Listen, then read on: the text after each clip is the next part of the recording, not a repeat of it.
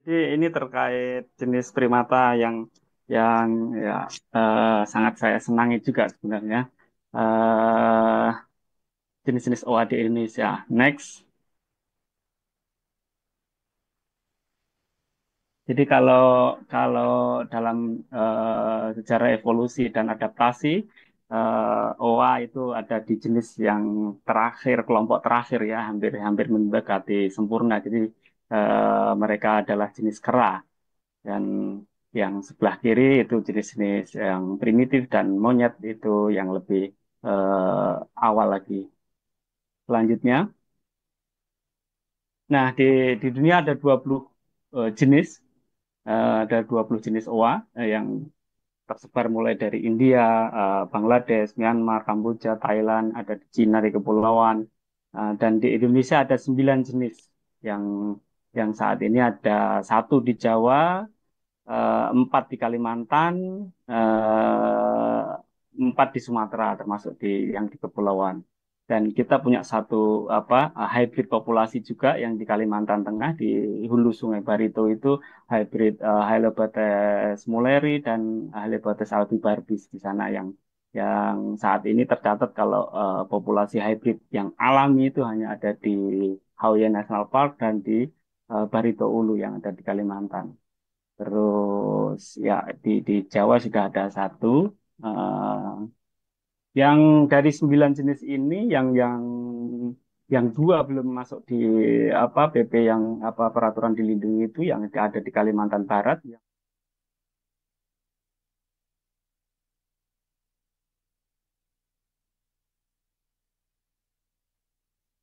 mengirimkan surat tentang ini untuk perlindungan jenis ini dan semua yang statusnya saat ini adalah terancamnya.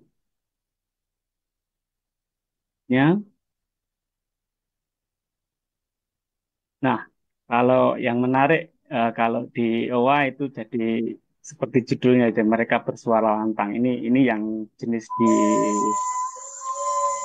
Mentawai, Kepulauan Mentawai.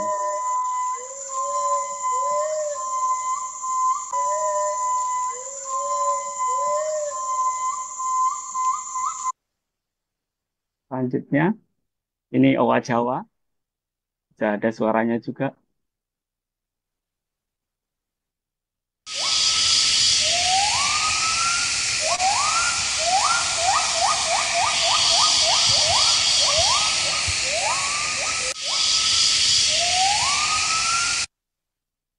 Ini yang di Bunereus, yang di Kalimantan Timur bagian utara, yang mulai dari hutan Wehea dan sekitarnya.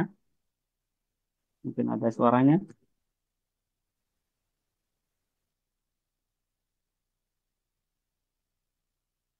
Oh, nggak ada. Next. Ini yang agilis di Sumatera. Jadi kalau ininya ungko, jadi yang banyak kita jumpai di sepanjang Sumatera, mulai di bawah Danau Toba ke timur ya sampai Sumatera Selatan. Ada dua, kadang ada dua variasi warna yang coklat cerah seperti ini dan juga yang gelap. Kemudian next. Siamang, ya, ini yang paling besar di antara jenis-jenis oa di dunia, tersebar mulai dari Aceh sampai paling timur di Sumatera. Selanjutnya, nah eh, ini mulai menjadi fokus di salah satu di Jawa yang saat ini dan saya dan teman-teman lakukan bersama Suara Oa. Jadi saya saat ini banyak berkegiatan di Suara Oa dan mengambil satu fokus kegiatan di salah satu lokasi di Jawa Tengah di luar kawasan konservasi dan yang menjadi awal kegiatan saya dan teman-teman saat ini dari penelitian yang saya lakukan tahun 2008 sampai 2010 yang waktu itu masih di Lab Satwa Liar dengan Mas Setiawan juga di waktu itu yang kita mulai survei ini dan dari penelitian ini kemudian saya mengambil salah satu lokasi yang menjadi apa ya paling padat populasinya untuk saat itu yang kami temukan yaitu di Petung Kriono, Kecamatan Petung Kriono di hutan Sawo Kembang. Yang kemudian kami mengambil apa ya kalau hanya penelitian saja ya tidak akan selesai untuk menjawab apa memberikan solusi untuk pelestarian satwa ini dan lebih sampai sekarang juga mengkombinasikan antara penelitian dan juga kegiatan konservasi yang lainnya. Next. Nah, ini yang cukup menarik yang kita temukan di Gedung Priyono bahwa salah satu awalnya kopi itu menjadi ancaman untuk OA karena banyak tempat yang dari 13 lokasi yang kami sebutkan di Jawa Tengah itu penanaman kopinya ya menebang hutan alamnya. Jadi ya kalau di Jawa banyak mungkin agak beda dengan di Kalimantan karena hampir semua wilayah ini eh, di bawah perhutani dan banyak orang memanfaatkan lahan itu untuk komoditi hasil hutan dan salah satunya kopi. Dan kopi ini yang sebenarnya di awal kita mulai tahun 2012 itu menjadi ancaman karena hampir semua lokasi kita temukan OA itu pasti ada kopi dan kemudian ini memunculkan satu ide project juga di tahun 2008 Coffee and Primate Conservation Project yang sebenarnya praktek ada salah satu praktek sistem budidaya kopi di hutan seperti yang ada di Sawo Kembang itu yang harus kita dorong. Jadi antara uh, agar masyarakat mendapatkan keuntungan secara ekonomi, tapi juga bisa menjaga hutannya seperti itu. Dan ini yang kita dorong terus praktek-praktek apa ya uh, penggunaan lahan dan satwa yang dilindungi yang ada di sana dan melalui kopi juga akhirnya menjadi satu media untuk mengenalkan owa Jawa itu gitu kepada masyarakat luas. Dan di awal-awal proyek memang yang terlibat kami yang hanya penelitian juga harus belajar tentang bisnis juga bagaimana kopi ini bisnis kopi ini berjalan dan di awal-awal kegiatan itu bagaimana melibatkan para pemburu-pemburu yang aktif waktu itu untuk berhenti mencari pekerjaan yang lebih berkelanjutan gitu dan salah satunya kopi ini yang sebenarnya cukup cukup mempunyai nilai ekonomi yang tinggi. Selanjutnya, nah ini setelah sekian lama ya sampai sekarang masih berjalan beberapa konsistensi apa ya keterlibatan warga ini cukup cukup cukup patut dibanggakan dan akhirnya muncul pekerjaan-pekerjaan baru yang selama ini waktu itu belum ada akhirnya muncul jadi apa ya pengolah kopi ada yang tukang roasting ada yang ya terkait rantai produksi dan bisnis kopi ini muncul di lokasi dan ini juga menjadi motivasi bahwa jejaring kita munculkan kopi oak atau kopi yang dari habitat oa ini menjadi satu marketing produk untuk konservasi oa di Jawa Tengah. Dan ini yang terus kita dorong sampai saat ini. Lanjut.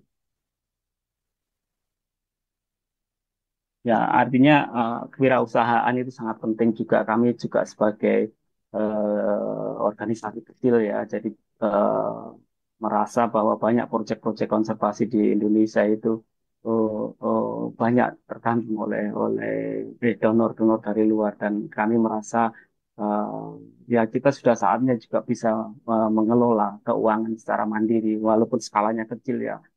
Dan ini terbukti di proyek kopi dan konservasi ini sampai saat ini terus berjalan kita juga bisa membangun kerjasama bisnis yang menguntungkan dan juga menjaga mendorong untuk melestarikan hutan di tempat asal OA ini. Selanjutnya, ini salah satu nilai ekonomi di tahun 2017 kita mulai mengirim kopi ke Singapura dan sampai saat ini kita terus mendapatkan apa nilai yang cukup signifikan untuk membantu kegiatan kita di Swarawa dan saat ini juga mulai ekspansi ke beberapa desa di sekitarnya nggak hanya di Sawah Kembang tapi juga di wilayah yang lain. Selanjutnya, nah ini salah satu strategi marketing juga bahwa untuk setelah kita bisa meng-create, membuat produk, tapi juga harus bisa menjualnya. Artinya penetrasi pasar ini juga juga perlu kita lakukan dan dengan skema-skema yang diakui di pasar, bagaimana kopi ini dapat dijual atau diterima di pasar itu saya pikir ya perlu, perlu pengakuan dan sudah ada yang resmi seperti sertifikasi atau mungkin yang lainnya itu saya pikir sangat itu selalu saya konsumen dan masih wireless dan network apa dari untuk terlebih ramah satwa lah untuk dihasilkan dari proyek dari inovasi ini.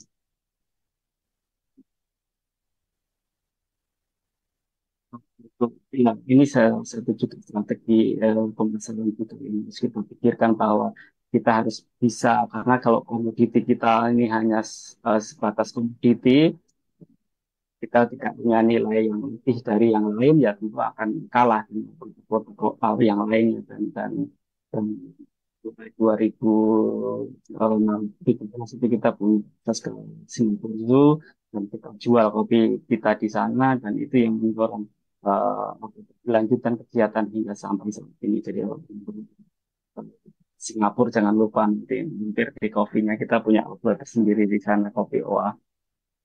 Selanjutnya, nah ini setelah 2010 kita lakukan survei baru 2023 kemarin kita coba um, kegiatan atau apa 10 tahun yang di landscape yang awal 2008 kita lakukan itu yang awalnya adalah dari populasi owa yang 800-an ternyata saat ini sudah meningkat populasinya sekitar 22%. Itu yang dikhawatirkan juga ada beberapa fragmentasi hutan yang semakin apa ya, semakin parah juga di beberapa lokasi. Jadi,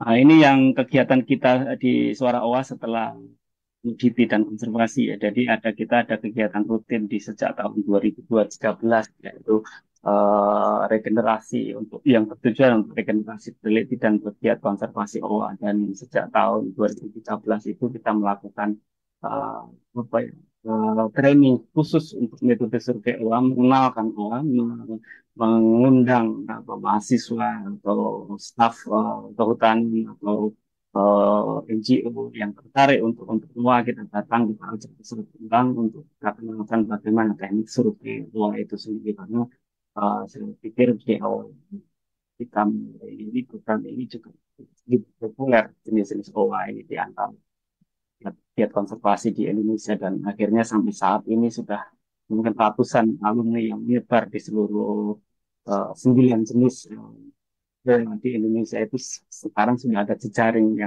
yang melakukan sedikitnya paling kecil skala kecil terkait kegiatan terkait OA dan salah satunya yang ada di Mentawai. Next itu kita 2015 kita undang orang peserta dari Mentawai itu kemudian kita mencoba uh, mendorong untuk kegiatan konservasi juga untuk mewakili Hellebat's Closi atau Bilo yang ada di sana yang hanya ada di Kabupaten dan cukup unik kepulauan besar yang ada di sana tidak banyak kegiatan penelitian dan intensitas tinggi karena sejak apa Sunda yang berpisah itu disebutkan bahwa 500 tahun sebelumnya ini sudah terisolasi jadi intensitasnya cukup tinggi dan saat ini ada 6 jenis primata yang ada di Kepulauan Mentawai dan kami kemudian fokus di eh, Sigrut yang punya kekuatan secara budaya tentunya pengalaman di Jawa Tengah sangat beda dengan di Mentawai akhirnya coba mendekati apa ya melakukan pendekatan secara budaya juga untuk konservasi proyek di Mentawai. Selanjutnya, Jadi ini kalau eh, Gilo coba di klik lagi ada morning call-nya, sangat berbeda sekali. Tadi sebelumnya, ada nggak suaranya di Tidak ada ya, Pak. ya, besarnya didekatin ke gambar sonogramnya di atas itu, Mas.